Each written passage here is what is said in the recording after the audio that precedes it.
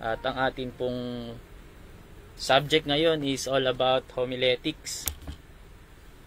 Honestly, sino po yung nakapanood na ng mga past videos natin? It's either once or twice.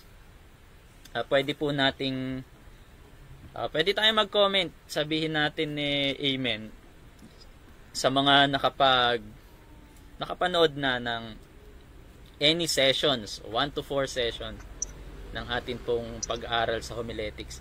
Alam niyo po, kahit habang nagdadrive ako, inuulit-ulit ko pong pakinggan yung pag-aaral natin sa homiletics kasi talagang very informative siya, very helpful sa ating paggawa ng outline. At nakakapagbigay talaga siya ng gabay or guide para mabilis nating ma-extract, no? Para kasing ang bawat text po kasi or word of God, every verses ay para siyang isang orange na kailangan mong ipil isa-isa, and then tatanggalin mo yung kada cloves niya, yun yung mga yun, may mga cloves siya, di ba po? And then bubuksan mo yun, makikita mo may mga pulp siya, parang himay-himay mo yung pulp, and then i-squeeze mo, no? So iba-iba, maraming proseso talaga para makuha natin ang deep meaning or sense, or talagang ma-explain nating mabuti at na mangunguya ng husto ng mga manonood. Hindi lang basta pinaliguan mo o binato mo ng orange or ng pinaliguan lang ng orange juice. Hindi, dapat patikim mo mabuti at ipainom mo, ipanamnam mo. Paano mo magagawa yon? By making a homiletical sermon, no? So homiletical, ibig sabihin ng homiletics ay art of preparing and preaching sermon. At ang sinasabing homiletical is mostly ay exegetical. Yun ang ibig sabihin. Tinitingnan mo talaga yung mga context niya or the text before and after. So yun po ang pinaka essence ng salitang homiletics. Not just saying something, no, but you have a something to say. Pag sinabing say something to say, kasi merong importance yon talaga. It is a must. May urgency, may compassion din. Pag just say something, kung ano lang, kwentong barbero, kwentuhan lang, basta mapuno mo lang at matapos mo at maitawid yung oras ng iyong pagsasalita, yun yung mga just saying something. Pero iba pa rin yung something to say. So ayan, I'm your professor or instructor, Brother Roderick De Vera, and this is our online Bible school. Nandito po kayo nakasubaybay sa Mobile Bible School Incorporated. At ito po ay free lessons natin, 3 units. Free itong units na to na wala kayong babayaran. If you want to have a credential, mag-enroll lang po tayo. So again, our date for today is January 24, 2024, and this is our 5th session. It's all about expository sermon, outline making. So hingi tayo ng guidance natin sa Panginoon. 7:45 na, so let's pray. Father God, marami pong salamat sa gabing ito. I-guide mo kami, at marahil ay galing kami sa iba't ibang trabaho or we're busy, but hinihiling namin na bigyan mo ng focus ang aming mind as we have a thirst, Panginoon, sa aming puso at burden na matuto pa at mapuno, Panginoon, ng mga knowledge and wisdom, how to enhance the gift that you have given unto us, how to be equipped in the ministry that you have entrusted us as a good steward, Panginoon, na we will treasure everything na ituturo mo ngayong gabing ito through the Mobile Bible School, and use me as an instrument, Panginoon, na ma-share ko ang mga knowledge and wisdom na ipinagkaloob mo as we are asking a guidance of the Holy Spirit for us to understand and be enlightened to every topics that we will tackle tonight. Ito po ang aming samot dalangin sa matamis sa pangalan ni Jesus. Amen. So again, marami pong salamat sa ating pong mga taga-subaybay. Meron po tayong 21 na sumusubaybay sa ating pong Facebook page. Just twice click away. Click nyo po yung arrow ng share. And then share now.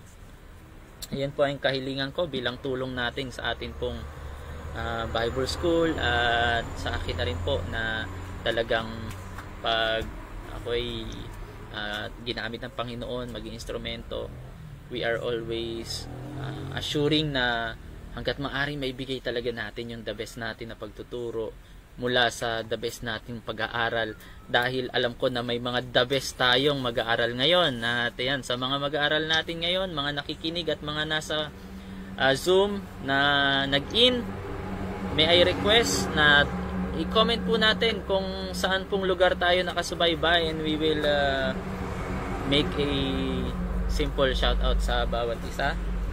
Yan, nandyan po si Brother Nico from Italy, si Pastor James Roderick Manuel from Ilocos Norte to si Tocayo, Brother Allen from Tacloban, Rose Lichelle from San Pascual Baptist Church, Benguet. Ayan, malamig dyan. Ngayon pa lang nilalamig na ako dito. Actually, nasa loob ako ng bahay, pero malamig. How much more dyan sa Benguet? Baka nasa mga 10, less 10 degrees po dyan ngayon. Sister Jen. Yan po, si Sister Jen, taga Mindanao. Nakalimutan ko saan banda. Si Brother Dennis, Brother June from Pangasinan, Arnaldo Rara from Yemelef, Pasig, Brother Inri from Iloilo, Brother Richard from KSA, Kingdom of Saudi Arabia, Louis, si Brother Louis Gubat from North Caloocan, and ganun din sa ating mga nasa Zoom. Medyo marami-rami po tayo ngayon dahil talaga namang napakaganda ng subject natin. First time ni Brother Raul Flores. Ang mga first timer natin, Sister Leia Aquino, si Brother Noel from San Mateo Rizal, Sister Shirley from Tayabas, Las Piñas, si Brother Tirso, si Doc Solomon from Hong Kong, and Christ the Living Rock Fellowship, Sister Mina from Italy, Brother Rabi Calabia from Alaminos, Laguna, Pastora Eleanor from Jesus Christ My Deliverer Christian Church, San Jose del Monte, Bulacan. Same with Sister Leia Aquino. Mukhang magkatlapit lang po kayo, baka sabay kayong nanonood ngayon. Si Brother Eleuterio from Solano, Nueva Ecija, and Bernard from Dasma. So, I'm your professor, Brother Roderick from Nueva Ecija, but pinanganak po ako sa Marikina, and ang residence namin San Mateo Rizal din. So, let's continue our subject homiletics. 5th session po ito. Let's get started. Meron po tayong website. I-flash ko lang po sa ating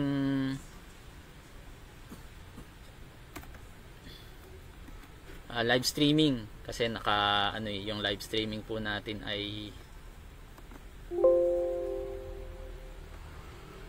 ayan.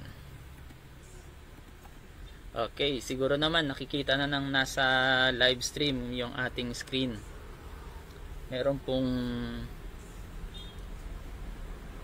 na po bang nakita? Comment tayo.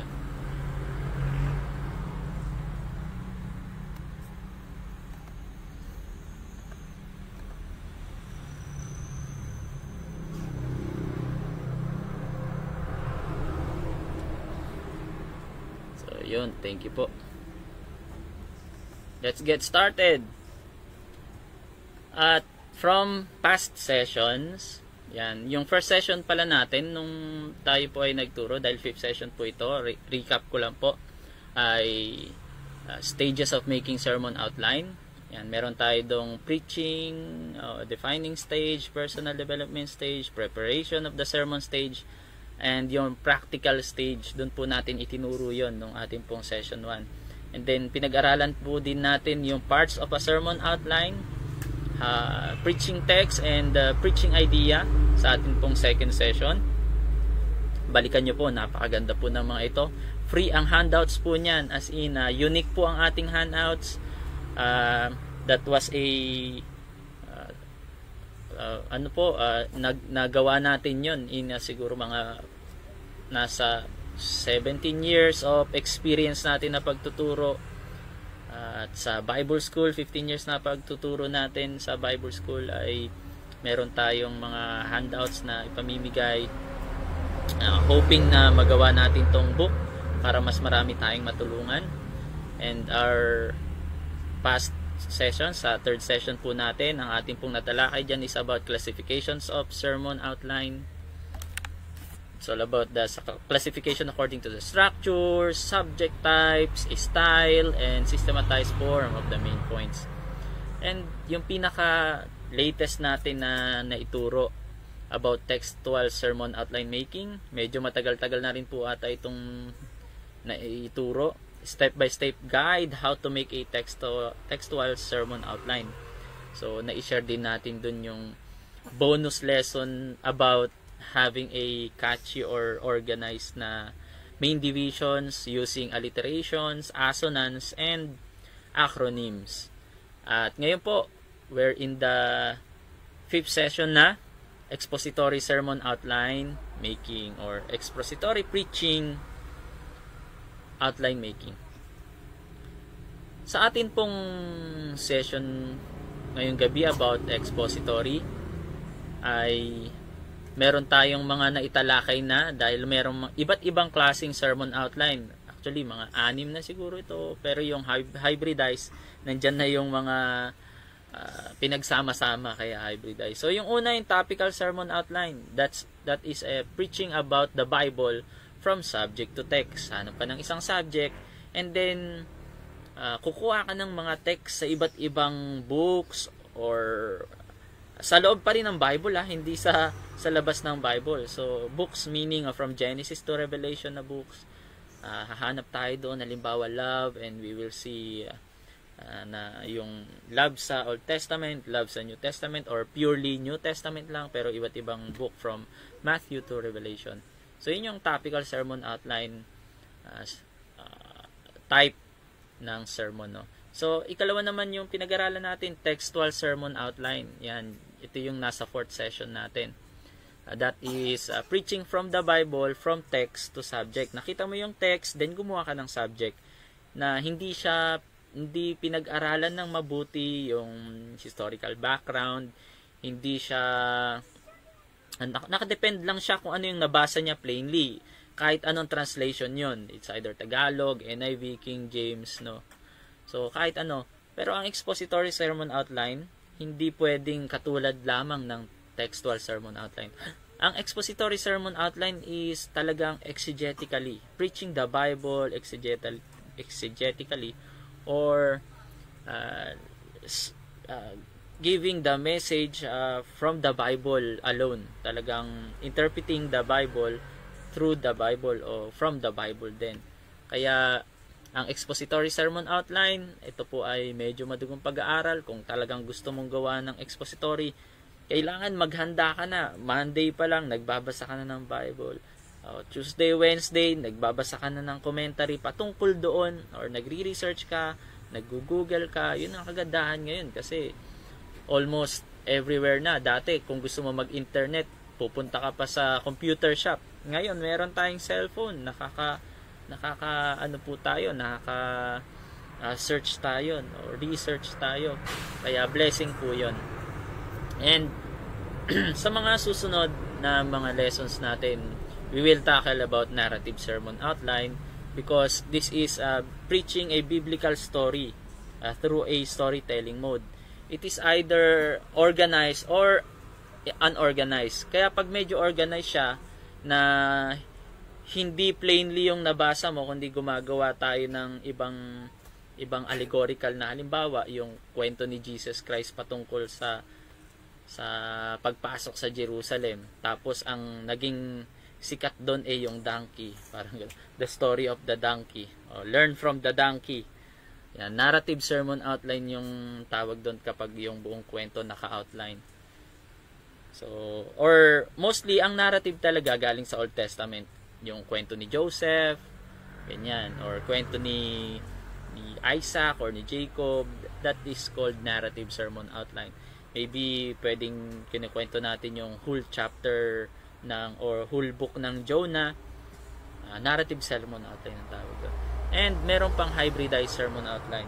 Yun nga. At inilagay ko na lang dyan, expository type siya ng outline na topical, expository topical, expository textual, and expository narrative. At sa mga susunod, habang pinag-uusapan natin yung salitang expository sermon outline, mababanggit na rin natin yung fourth and fifth type of sermon. So hopefully naintindihan natin yung itong importante ito yung 1, 2, 3 na type ng sermon outline, and additives na lang itong narrative at saka yung hybridized. So ayan, ang ating lesson outline sa sermon making about expository preaching or expository sermon. Meron tayong 7C. 7C. Ang 7C na ito ay dahil matagal na tayong hindi nagturo about sa homiletics, habang tumatagal, ayan, na-organize nating mabuti. Dati hindi yan 7C, basta may step by step lang. Pero habang tumatagal, yan, nakagawa tayo ng 7C method in constructing expository sermon. So, from characterization to step by step hanggang sa conclusion niya ng expository sermon. So, ang number 1 natin is all about characterization. It defines what is expository sermon. That's the big what. Second, lesson natin about expository sermon is the cause. That means the reason why expository sermon. Kaya nandyan yung the big why. And number 3 is the composition. Kung paano i-construct as an outline yung message natin, yung expository sermon natin. And then, meron na tayong buto, di ba? Sa number 4, dun yung laman.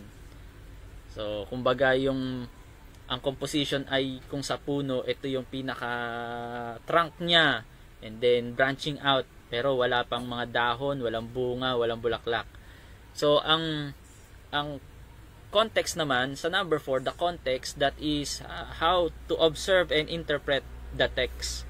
So, mas matagal-tagal ng konti yung context hanapin mo yung pinaka talagang sisilipin mo yung pinaka dahon para ilalagay mo sa puno, yung mga bunga niya, yan na, talagang titikman mo mabuti sa magitan ng pag-interpret. Tulad ng sabi ko kanina, yung parang orange siya na ipipil out mo isa-isa yung balat, tatanggalin mo yung bawat cloves, di ba? Dikit-dikit yung orange na ganon, iisa-isain mo ganyan, and then idadissect mo na naman yung cloves, makikita mo maraming mga pulp sa loob, and then i-squeeze mo yung pulp.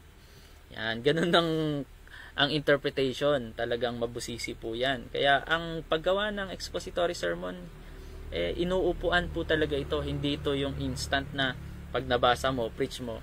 So extemporaneous. We cannot do that unless master na natin yung na-share natin at paulit-ulit na nating sinishare yung outline or any idea or subject, at meron tayong mga points patungkol doon. Siguro magawa natin yun na hindi umuupo. Pero I discourage everyone to do that kung expository sermon ang ating gagawin or preaching. So that's the context. Sa number 5 naman is the contextualization.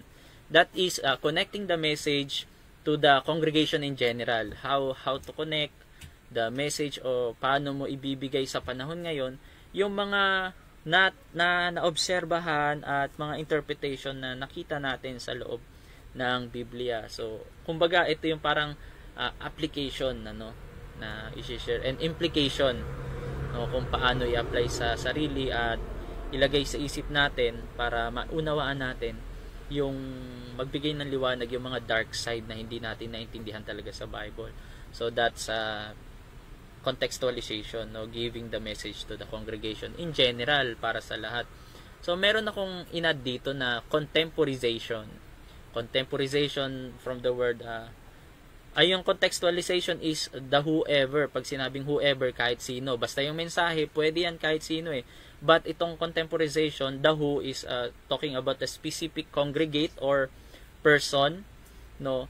Kaya yung sermon outline natin na mga dati, pwede nating i-contemporize yan. Ibig sabihin na contemporize ay papalitan natin yung mga vocabulary. Halimbawa, magsasalita ka sa isang company, ganyan. Anong gagawin mo na mga vocabularies doon? So, doon natin magiging medyo modernize siya kasi sa specific congregate lang naman natin yan i-share. So, yun yung contemporization. At i-connect natin yung mensahe sa mga specific congregates. Actually, every Sunday pwede rin mangyari ito, no? Na habang sinishare natin yung ating outline sa buong congregation, may vocabulary doon na maintindihan ng lahat, or ginagamit natin yung mga modern terms instead na yung mga ancient o mga common terms na nasa Bible. So, yun ang tawag doon ay contemporization. At kapag nagko-contemporization tayo, ang pinakamagandang advice is balikan yung assonance, alliteration, and acronym. So, that's one part of contemporization para madaling maunawaan at madaling mag-stay sa isip ng tao na pag-uwi nila, ano yung tatlong letter U sa John 3:16, ganyan. Ano nga pala yung sa 2 Timothy 3:16 about the word of God for reproof, correction, ganito na shinare na tatlong L, di ba? Madali na matandaan kasi alam mo na puro L ang lahat ng key na tinukoy doon or mga main points. So that is called contemporization. So updating the vocabulary to connect the message to the specific congregate or even to the general na rin yan, pero mas pinaganda talaga siya. And last but not the least, the conclusion. So, the conclusion is the culmination with Christ-centered challenge to the congregation. Ang problema kasi minsan, sobrang bulaklak. Sobrang naka-expository na, naka-expose na ganyan. Pero nakakalimutan natin si Jesus Christ. Hindi nagiging Christ-centered yung ating mensahe. Kasi nga, tinitignan lang natin as is. Pero dapat i-connect natin yun dahil ang pinaka-sentro ng preaching pa rin is still the gospel, and yung pinaka hari ng gospel, no, yung kung ang gospel ay about the kingdom of God, who is the king of that kingdom? He is Jesus Christ. So kailangan sa culmination natin ay bibigay natin si Jesus Christ, no, to the congregation and challenge them about what they heard, no, or what you preach, to give an impact or transformation sa congregation. So, yun po ang ibig sabihin ng the conclusion.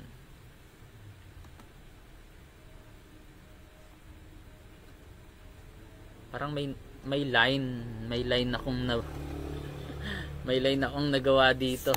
Hindi ko alam kung paano burahin yan. Siguro kanina sa ating pag-explore. So, yan po. Yan po yung 7 nawa ay na-screenshot natin or na-take notes. So, number 1 na tayo. Ready na po ba ang lahat? Kung ready na po ang lahat, type natin amen. Mag-comment naman tayo ng amen bago ako magtuloy. Para malaman kung nakabantay ba pa kayo dyan or basta lang naka-on yung inyong cellphone. Pwede naman, at mahalaga nakikinig tayo, no. Maganda po 'yon. So, nais ko lang ding maramdaman ng inyong pagiging handa sa ating pag-aaral. Ayan. Amen. Amen. Yan. Thank you sa mga comments natin sa live stream at saka sa Zoom. Yan. Praise the Lord. Sa mga bago nating pasok na nariyan at bagong mga manonood sa live stream. Again, share po natin ang atin pong live streaming ngayon sa ating mga group chat groups or messenger, or WhatsApp o kung saan man, Telegram. I-share po natin ang atin pong pinag-aaralan ngayon about homiletics. At sa mga bagong nanonood, ang subject po natin ngayon is about homiletics, making an expository sermon outline. At nandito na tayo sa first of the 7 process, how to construct an expository sermon. It is called the characterization. Characterization means ano ang definition nito, ano yung mga nature ng expository sermon. That's why ito yung tinatawag natin na the big what. Ano. So, let's talk about the definition. At ang definition natin, talagang hinimay-himay natin mabuti para bago nyo malasahan ang pinakbet, talagang lalagyan natin ng kompleto Ricardo. So, definition. What is expository sermon outline? Ano nga ba ang expository sermon outline, mga kapatid? Dito tayo sa unang definition. It is called etymological definition. So, the study of origins of word. Saan galing yung salitang expository? Syempre, and then posit at saka yung ori. Expository. Kaya etymological, saan talaga yung pinaka-meaning na pinagmulan ng expository? Pero ito ay mas nakahimay. Ex means out. Posit, ang ibig sabihin ng posit ay yung maliit na octopus. Yung posit, ganun. Gutom na ako. Hindi posit yan pala. Posit. Posit is the root word of position or putting into in place. Yon. Kaya X mula sa labas or mula sa kanyang posisyon ay ilalabas mo siya. Ori means an adjective characterized as. So ibig sabihin ng expository, pag pinagsabay-sabay siya, yun yung place niya, and then tatanggalin mo siya mula doon. Titignan mo, hihimalin mo.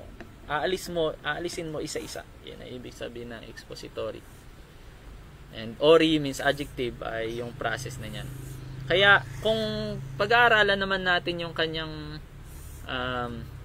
successive definition, ibig sabihin ng successive expository, muna yung ex, and then yung exposit, o expository, ganyan. So ang ibig sabihin ng expo, this is defined by words that appear on the following one another or following others. Ibig sabihin niyan ay to exhibit a public display. Yun yung expo. Kaya meron tayo dyan sa Manila Expo kung saan itong lugar kung saan ay nagkakaroon ng expo, kundi may mga public display, halimbawa mga kotse, expo, car expo. Nandun yung iba't ibang mga kotse. Pwedeng mga classic or modern, di ba? Mga home building expo, nandun yung mga bagong mga teknolohiya at mga iba't ibang gamit na pwedeng maggamit sa loob ng bahay na kakaiba at mga bago. Yan. So, yun yung exposit naman is to export the idea. It is a verb. Kanina yung noun, ito naman ay verb. Ini-export mo yung idea. Yun yung ibig sabihin ng exposit. Okay. And then, expositor, yung tao na nag-expose. It is a noun. The person who expound. Kaya kapag may mga preaching na madalas pag nag-preach siya nakita mo, nahimay niyang mabuti, pati yung Greek word niya na ipaliwanag niya, may bago kang nalaman. Ganun pala yung matagal ko nang pinapakinggan niya. Yung John 3:16, yung pala yung pinakamalalim talaga niya. Ang galing naman itong expositor na to. Yan. So, hindi lang basta preacher, expositor. Kasi ang preacher, kahit sino pwedeng maging preacher. Natatayo lang sa pulpito, mag-preach, isermonan niyang mga tao, pero hindi lahat expositor. Okay? And expository is an adjective. It is characterized by type, process of exposing. So, yan. Dahil tayo nasa characterization, talagang papaliwanag natin mabuti. What is expository?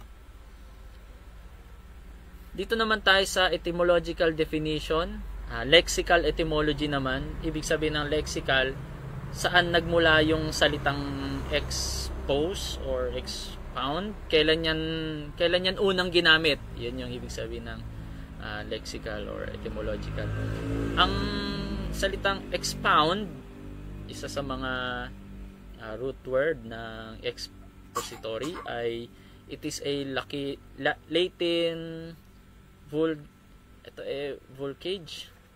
Alam ko, Vulgate yan. I'm sorry, wrong spelling. Latin Vulgate Bible. Mababasa natin sa Latin Vulgate Bible yung salitang exponere. Yun yung salitang expound. Kaya, ang salitang expository, hindi man siya mababasa sa Bible, pero mababasa mo yung root word niya na expound. Okay, in Judges chapter 14 verse 16. So the earliest usage of word is from the medieval Latin expositorius, from exposit or past participle stem of Latin exponere, to set forth. Kaya sabi sa Judges 14:16, serving to explain. Yung salitang explain din is to set forth. So, set forth as an instance. And then sa Hebrew Old Testament, meron ding salitang exponere, pero hindi mababasa as exponere but nagad. Ang ibig sabihin nun ay to be conspicuous or to tell, to make known, to announce, to report, declare, inform, acknowledge, and to confess. Yun ang ibig sabihin ng expound sa Bible. Hebrew Bible, I mean. Sa Greek Old Testament naman, ang salitang exponere or expound ay mababasa sa Matthew 15:15, Acts 11:4, Acts 18:26, Acts 18:23. That means kung mabasa mo yung salitang and Acts chapter 11:4, no? To place, to set out, to put aside, to expose, to set up, to exhibit, or metaphorically, to set forth or declare. Yan, expound. Yun yung salitang pinagmulan ng expository. Kaya biblical din, no? Yung salitang expository talaga. At mas malalim pa.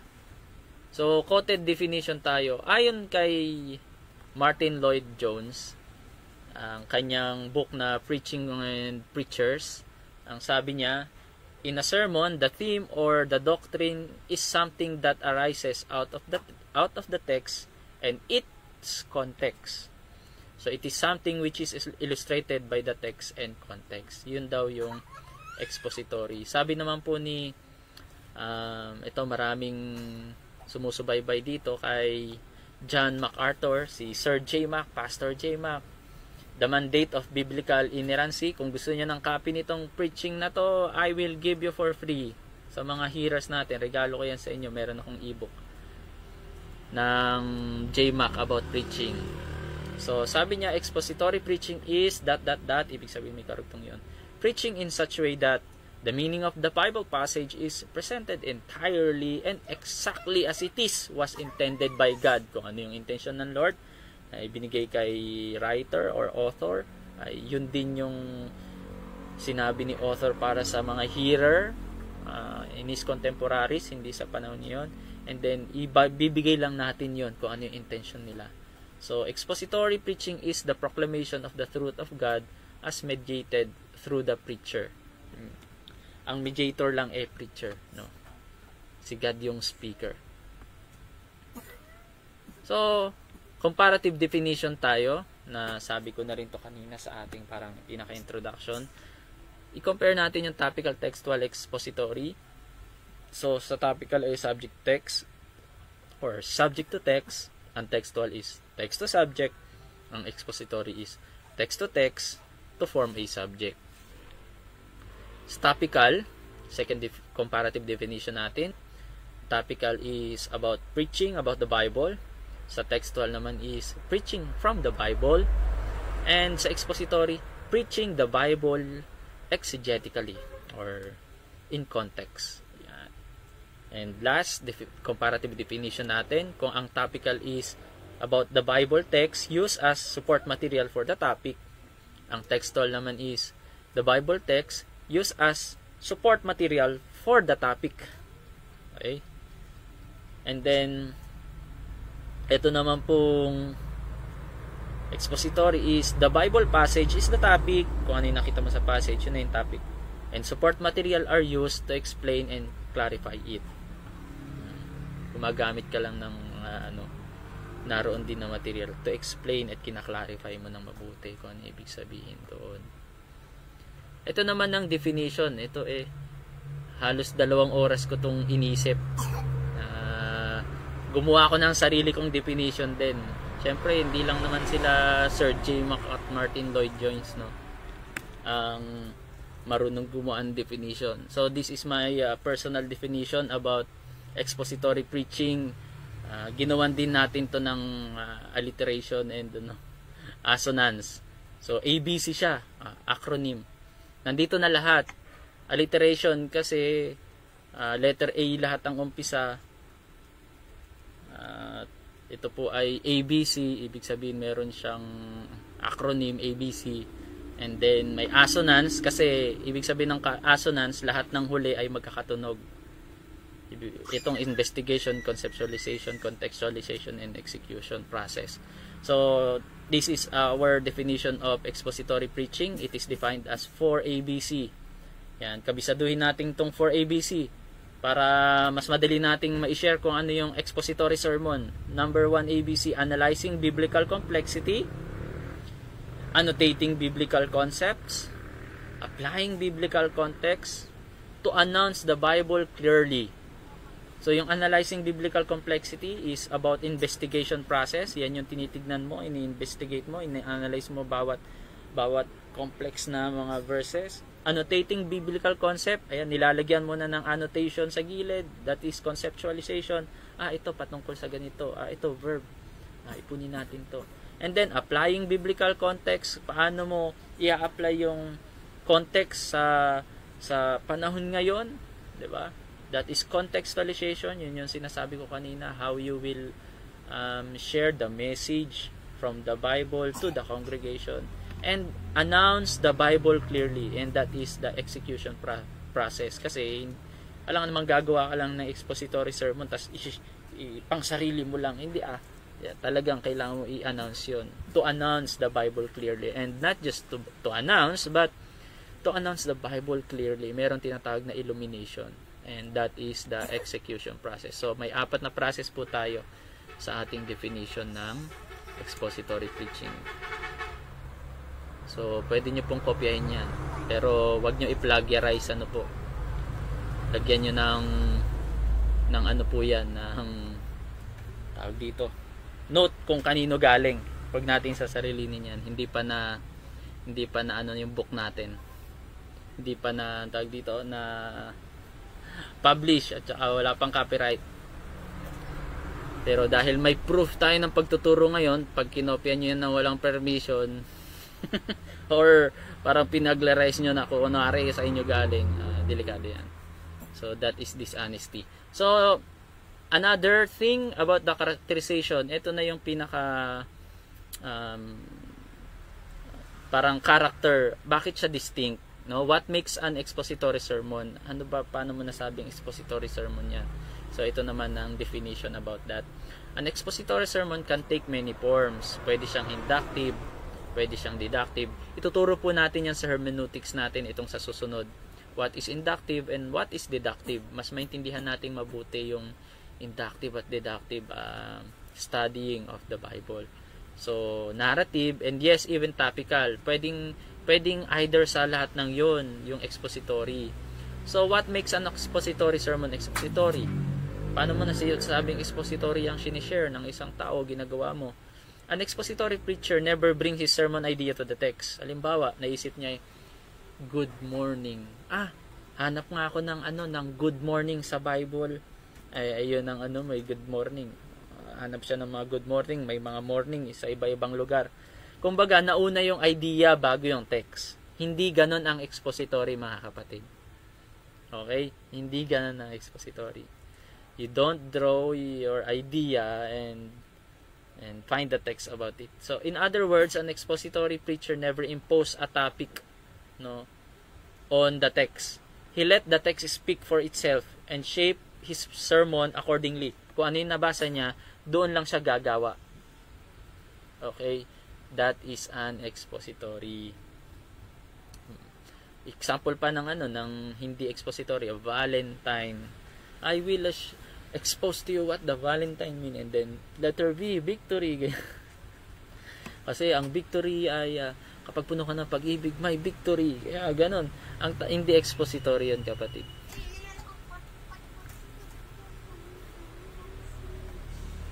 So, what makes an expository sermon? Number 1, expository preaching is substance, not style. Hindi yung style talagang tinitignan doon, kundi yung substance, kung ano yung laman, kung paano mo hinimay. So, where a pastor get the main point and message of the sermon determines if the sermon is expository or not. Kung nakita natin sa verse 1, halimbawa, yun nga, love is patience, love is kind, love is not envy, di ba? Nakalagay doon, puro love. And then, sinabi mo, love is patience. And then, nagkwento ka na lang about sa pasensya mo sa asawa mo, sa ganito, ganyan, ganyan. And then, love is kind. Sinabi mo rin kung paano ka naging mabait, ganyan. So, hindi expository yon. Hindi expository. Ang ibig sabihin ng expository is, titignan mo talaga yung, bakit sinabi yung 1 Corinthians 13 na about love. Before that, 1 Corinthians chapter 13, mababasa mo, sabihin mo, ano yung before and after that na chapter. Chapter 12 is about the spiritual gift. And chapter 14, no, is all about, again, spiritual gifts. Again, no, ulit na naman, na kung paano ang tamang paggamit nun.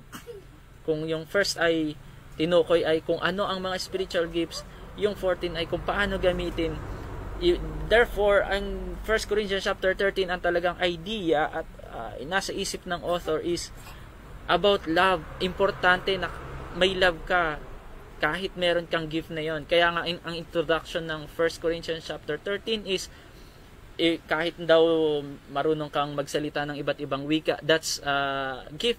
Ang tinutukoy doon is spiritual gift. Pero wala ka namang love, para ka lang batingaw. No, we are nothing. Yun yung ibig sabihin. That's why sinabi niya kung ano talaga yung ibig sabihin ng love. And then balik na naman sa gifts. So yun yung expository. No, merong background study talaga siya. So a message point or idea inserted upon text and supported by ideas outside the text results in an opinion. Yun ang problema. Kapag labas lang, pinaliwanag mo na nasa labas lang. Narinig ko sa teacher ko, ganito daw. Okay. Akala mo natutunan mo lang yun na yung pinaniwalaan mo. Hindi. Kailangan hindi opinion. Okay? So maybe a correct opinion, yes, but an opinion not based on the text at hand. Yun ang problema doon. Kaya ang expository, ulitin natin, is from the text itself. So expository preaching exposes a text to people and people to a text. Okay? So let me share this. The exegetical work of a pastor reveals the central idea of the passage. Ano ba yung central idea niyan? Once the exegetical work is done, kapag nakita mo na yung before and after ng certain text or whole chapter and then before and after that chapter, then the pastor proceed to prepare the message through prayer. Doon ka na magpe-pray para malaman mo kung ano talaga yung pinakasentrong ibig sabihin niyan. And then magkakaroon ka ng personal devotion, sulat mo siya, how you will apply to yourself. Unang magre-reflect kasi dyan yung sarili mo, yung mga naging experience mo habang ginagawa mo yung mensahe. Totoo yun talaga sa mga pastors at sa mga kayo, alam ko na experience niyan habang ginagawa yung mensahe, ikaw yung unang tinatamaan, di ba, sabi nga.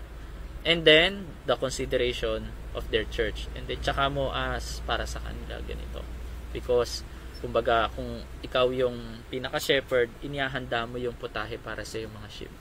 So when these steps are done with an emphasis on providing leadership to the congregation, yan, the application for the hearers become more practical, less mysterious. Ibig sabihin hindi masyadong komplikado na hindi maunawaan, kasi kanina ang topic mo ay patungkol sa pag-ibig, tapos naging napunta na sa patungkol sa iba-iba, basta parang iba-ibang topic. Ang tawag doon shotgun message, sabog, no? Papak.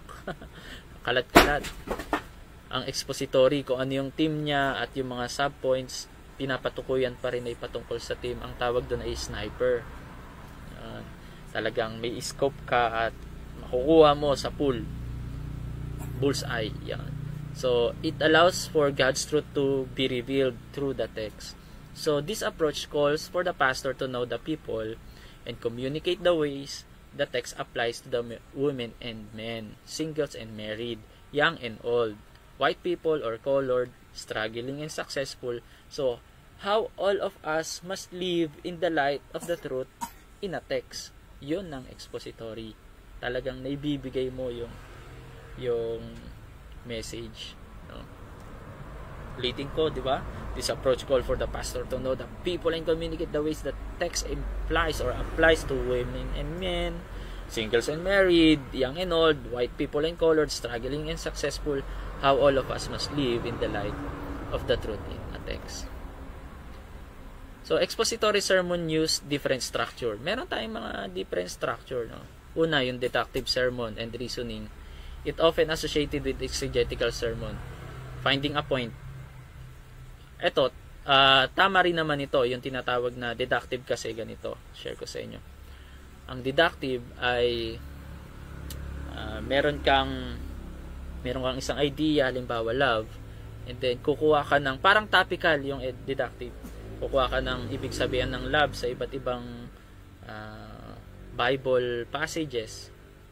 And then, bagamat ganon, na galing sa iba-iba, ay still, tinitignan mo yung text before and after, yung kanyang Greek or Hebrew word na meaning ng love. So yun, pwede yung expository. Ang tawag doon ay expository topical. Kaya kapag nag-deductive sermon ka ng expository, parang tunog topical siya. So you will find the point, you will introduce that point, you will support the point from other verses, and illustrating a point and applying the point is a common formula for making a deductive argument. So, however, no, expository does not mean deductive only. Hindi lang basta deductive. Kasi yung ibang tao, kasi pag, halimbawa, yun nga, God's favor, then maghanap siya ng iba't ibang God's favor, God's basis. Sino ang pinapaboran ni Lord? Yan, o pinaboran ni Lord si Moses. Yung mga tao kumatok lang sa mga bahay nila at sabi nun, and the men give favor to them. Binigay yung mga alahas. O ganun din tayo. Kapag may pabor ka ng Panginoon, kahit kumatok ka lang sa bahay ng may bahay, hindi mo pa sinasabi yung kailangan mo, bibigyan ka na nila ng mga blessing. Kaya ang problema dun sa mga more on tinatawag na prosperity gospel ay deductive preaching ang ginagawa nila, hindi expository sermon talaga. So rather, expository sermon find a central truth from the exegetical study. Meron kang exegetical study kung bakit kailangan mong yung point mo ay love. Halimbawa ay uhugot ka, anong love yung tinutukoy ng Panginoon na agape love against sa love na alam ng worldview na tinatawag, no? Worldview, halimbawa love ng mga LGBTQ. Paano may papaliwanag sa kanila? Sa kanila basta love na yon in general because God is love. General lang, hindi specific. So, ang expository, you will present a sermon, no, na talagang may exegetical study. So, but the crafting and presentation of a sermon can take many forms. Yung inductive naman and narrative sermon, pwede silang expository tulad na nasabi ko kanina. So, the source of central message and theme of the sermon, exegetical study, is what makes a sermon expository, not yung presentation. Hindi yung kung paano mo pinresent, okay? Hindi yung paano ka nagsalita na very eloquent, hindi yon, hindi nakukuha sa eloquence, hindi yung naiiyak ka na nag-share, hindi yon. Kahit bumubulong lang style mo na para kang teacher, pero ang galing mong magbigay ng light, no, that is an expository sermon. It's not how you deliver it, it's not how you present it, but how you study it. That's an expository sermon.